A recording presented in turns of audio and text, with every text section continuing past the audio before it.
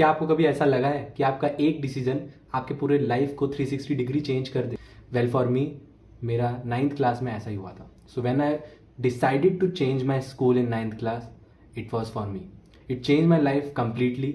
और आज मैं उसी बारे में बात करने वाला हूँ. सो पूरा वीडियो देखना. So let's dive into it.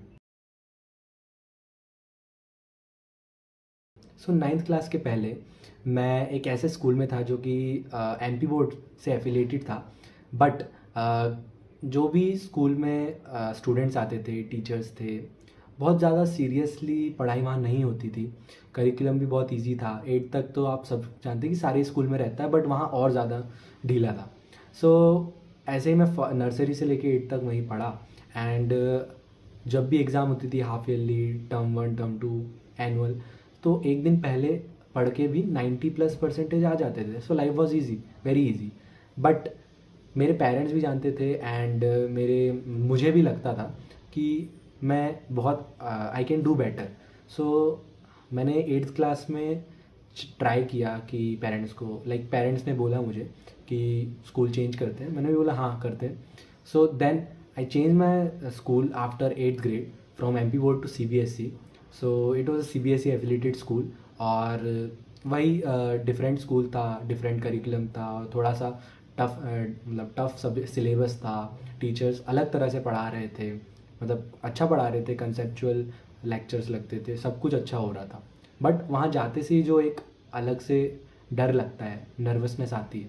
सो वो मुझे फील हुई at the very start of my first 10 days और 5 days of the school. Then मुझे कोचिंग की ज़रूरत लगी, तो मैंने कोचिंग लगवाई 9th क्लास में. एंड धीरे धीरे टाइम आगे बढ़ता गया एंड यूनिट टेस्ट आया. सो पहला एग्ज़ाम था इन न्यू स्कूल. मैंने यूनिट टेस्ट दिया and I got very less marks, like around 65 to 70% marks, जो कि सेटिस्फैक्ट्री नहीं था, अच्छा नहीं था. बट तब भी पता नहीं कैसे मुझे रैंक लग गई क्लास में, लाइक 4th और 5th, जो कि मेरे लिए अच्छा तो नहीं कह सकते बट ठीक था, क्योंकि मैं 5th 4th से ही फर्स्ट आता था हमेशा सेक्शन में एटलीस्ट. तो इस बार थोड़ा सा डिससेटिस्फाइड था. सो मैंने सोचा कि अब ऐसा नहीं चलेगा, थोड़ा सा लेवल अप करना पड़ेगा. सो आई चेंज्ड माई मतलब सब कुछ जो भी टाइम टेबल था अपना टाइम वेस्ट करने का, वो सब चेंज किया मैंने.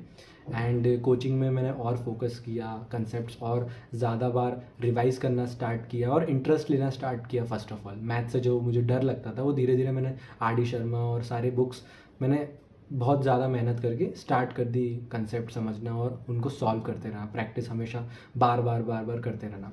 सो धीरे धीरे जो भी डाउट्स थे और फेस करने पड़ रहे थे, वो सब धीरे धीरे हटते गए. सो वो जो 2 months थे वो बहुत ही ज़्यादा कह सकते हैं कि हैक्टिक तो नहीं थे, बट मुझे मज़ा भी आ रहा था उस पूरे जर्नी में. स्कूल जाता था, स्कूल की सारी क्लासेस में पूरा फोकस के साथ बैठता था, होमवर्क करता था. कोचिंग जाता था, कोचिंग से आके भी 4-5 घंटे होमवर्क करता था और एक्स्ट्रा सेल्फ स्टडी भी करता था. और सब कुछ छोड़ दिया था, लाइक खेलना, टाइम पास करना, वो सब छोड़ दिया था. सो वो एक बहुत ही अच्छा टाइम था कह सकते हैं, और बहुत मेहनत करी मैंने उन मंथ्स में जो भी हुआ. देन उसके बाद मेरे हाफ ईयरली में कुछ 70 to 80% बने. देन 9th के फाइनल एग्ज़ाम आई, तो मुझे पता था कि मेरे इतना तो हो गया है कि 85 तक आ जाएंगे, और उतने ही आए भी. बट मैं सेक्शन में भी सेकंड आया, बस थोड़ा सा मार्जिन था. सो उसके बाद 10th क्लास स्टार्ट होती है.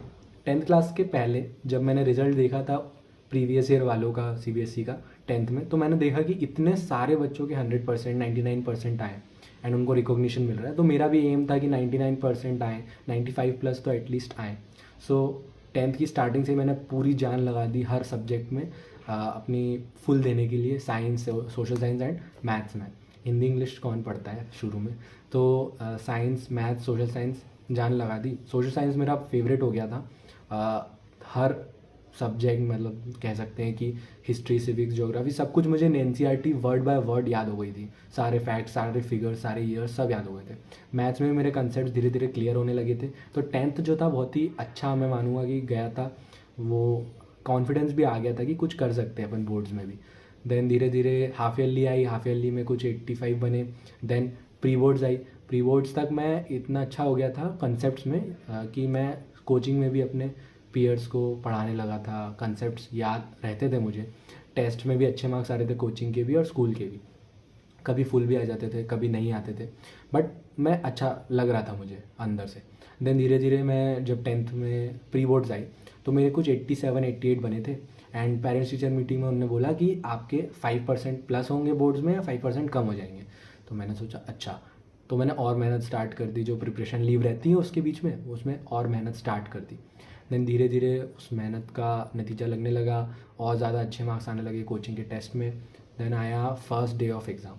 फर्स्ट डे ऑफ एग्ज़ाम मेरा लाइक उसके जो एक दिन पहले का टाइम रहता है, मुझे अभी भी याद है कि मैं रात के 10 बजे भी कोचिंग में था।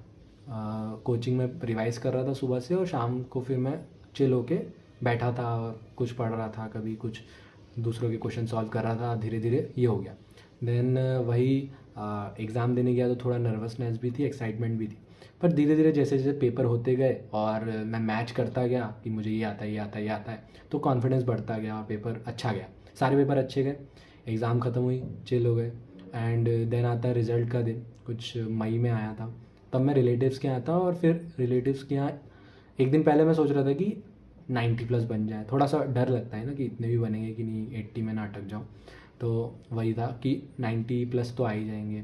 देन धीरे धीरे रिज़ल्ट का टाइम आया, और एकदम से रिज़ल्ट आता है, और फिर मेरे कुछ 94.2% बने थे। 95 प्लस नहीं बने, 99 नहीं बने, पर 94.2 मैं खुश था कि इतने बन गए। जो मैंने 92 सोचा था उससे बेटर बन गए, तो मैं खुश था, सब लोग खुश थे। देन धीरे धीरे यही कि क्या चल रहा है, कौन सा सब्जेक्ट लेना है, तो कॉमर्स लिया। एंड वो मैं इस वीडियो से यही बताना चाहता हूँ कि आपका एक डिसीज़न भी आपका पूरा जो कॉन्फिडेंस लेवल रहता है, सेल्फ कॉन्फिडेंस पढ़ाई में या कोई भी करियर जो भी आप डिसाइड करते हैं, तो उसमें आप कैसे परफॉर्म करोगे, ये बहुत अफेक्ट करता है आपका सेल्फ कॉन्फिडेंस को। तो वो जो मेरे 2 मंथ्स थे या एक डिसीज़न था, उससे जो मैंने 2 साल में जितनी मेहनत करी, उससे मेरा आज भी वही कॉन्फिडेंस बना रहता है कि मैं अकेडमिक्स में तो अच्छा कर ही लूँगा। एंड धीरे धीरे फिर 11th-12th में भी अच्छा किया। सो हाउ चेंजिंग वन मतलब decision of changing my school from 8th class to 9th class, और फिर उसमें अच्छा परफॉर्म करना, मेहनत करना, सीखना, तो वही मुझे बहुत अच्छा लगता है, एंड वही मैं आज आपको शेयर करना चाहता था। So that's the video. Like this video then please subscribe to my channel and share this with your friends, and comment down what video should I make next. Bye bye.